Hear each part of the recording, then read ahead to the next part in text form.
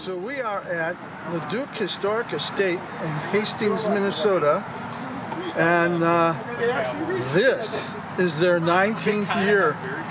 Yeah, I'm having so much fun here this weekend, but I just can't, I already can't wait to see what they're going to have for their 20th anniversary of having this event. I'm sure they'll cook up something special.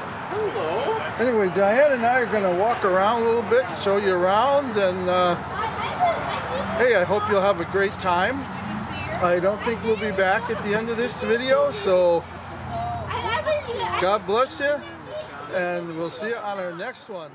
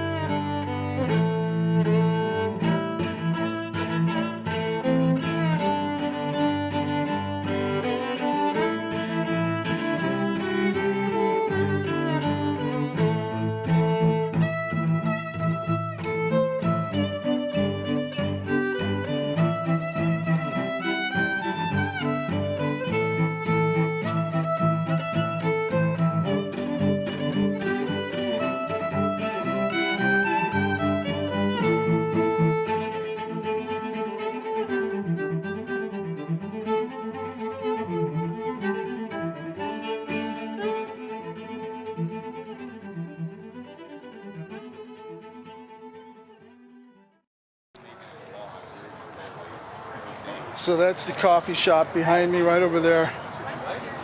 They grind the beans here. They roast the beans, then they grind the beans, and they make coffee. And I'm gonna go over and get a cup, see how it tastes.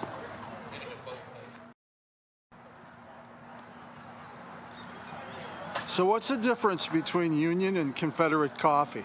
So Union coffee is going to be actual coffee beans, generally green. The soldiers would have roasted them. Confederate coffee comes from many different substitutes. One of them is chicory was the most common. You could also do dandelions, sweet potatoes, and acorns are also. The biggest difference is chicory does not have caffeine, coffee has caffeine, and then coffee comes from the coffee bean, and chicory comes from a root. And those are really the biggest differences. So you mentioned sweet potatoes, so they actually made coffee out of sweet potatoes? Yes, I don't know the exact process off the top of my head, but I know there are references to soldiers making coffee out of sweet potatoes. Oh, well, thanks a lot. You're welcome. So that's the coffee beans. There. And then after they roast them, there they are over there, cooling off. And then they grind them.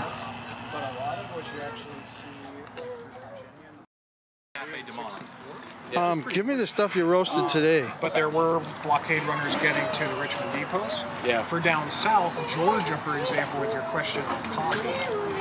Just about a quarter cup is good. There's like a gut. Thanks a lot. Shipping things, materials for war, it makes sense. Like. Now, the trick of drinking out of a tin cup is wait till it cools off a little bit, because this coffee is so hot that if I put my lips on that thing right now, it would just singe them. So I have to do it slow and just give it a minute to cool down. Okay, so I think I'm ready now. First thing I do is kind of test the tin, make sure it's not real hot. Got to do this slow.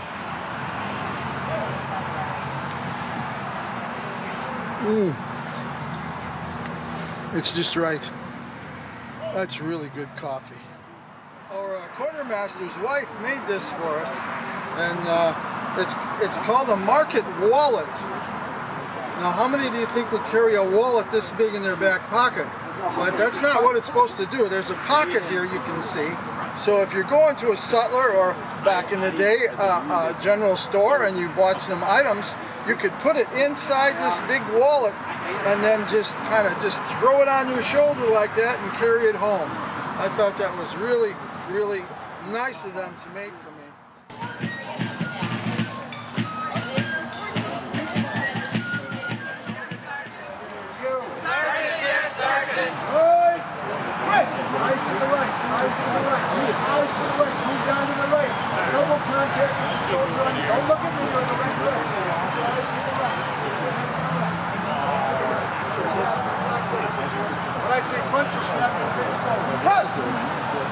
Seacrest, just Seacrest. Go to Seacrest. 2 paces forward. Good.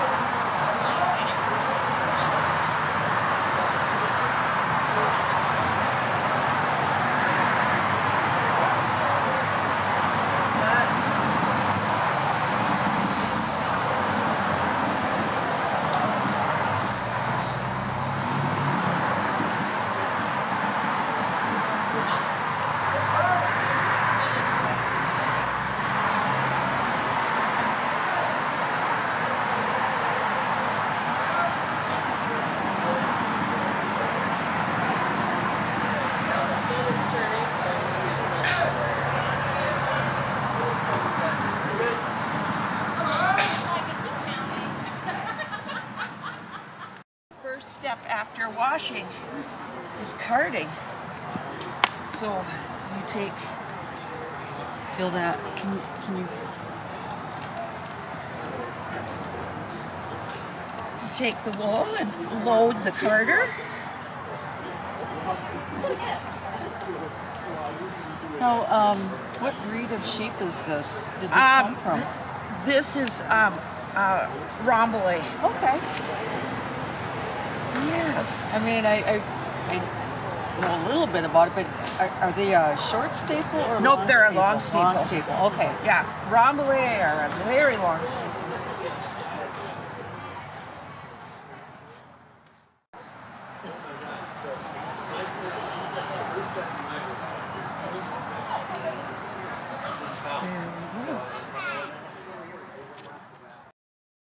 So then this takes the carded fiber, and now I'm putting twist into it so that it is strong and can be used as yarn now.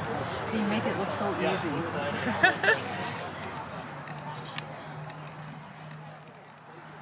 I get the spin going, and then I draft sideways, not from the top.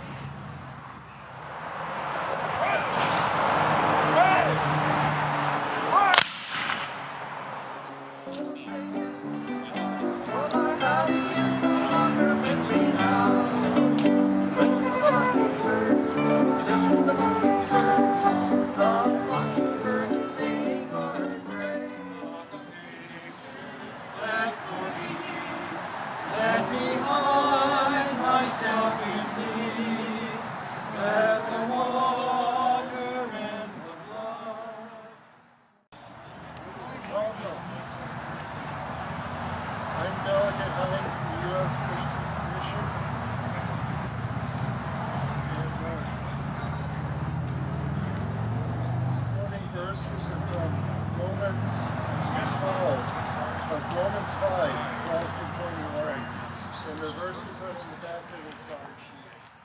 So this is Major, and you can see he's relaxing right now. He's eating some hay. And a little bit later, his pet, Mike, will be riding him. That's Mike over there. Mike Martin, that's his name. He's one of my living history friends. And you'll see him in the saddle in a little bit while. I just wanted to show you some of the things that's going on. And Major's one of my buddies here. I just love this guy.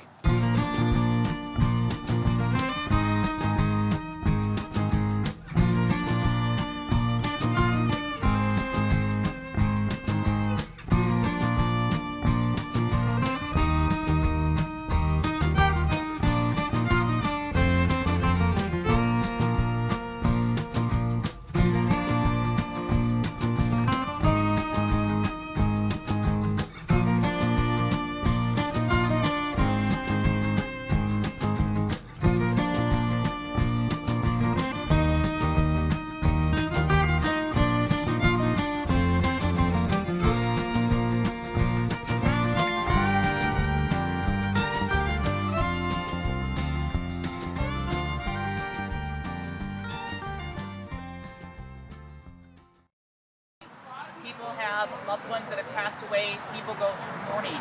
However, mourning during this particular time was extremely organized. How well a family mourned with regard to how well their homes were decorated, what they wore, basically was based on social economic standards. So a house that mourned well obviously was a house that understood the time period, they had money, and it was something for people to see. Victorians mourned also publicly besides privately. So did they run ads or the announcement of a loved one in a newspaper? Yes, they did. Did they send out A place for him to live inside this car? He had an office, even had a parlor in the car for meetings, and it was designed for him and his cabinet to travel the rails no matter where they went. The average car at the time, a passenger car, had 8 wheels on it. It had 4 in the front and 4 in the back. This one had 16 wheels on it, and it was capable of running down what you call a standard gauge track or a narrow gauge track.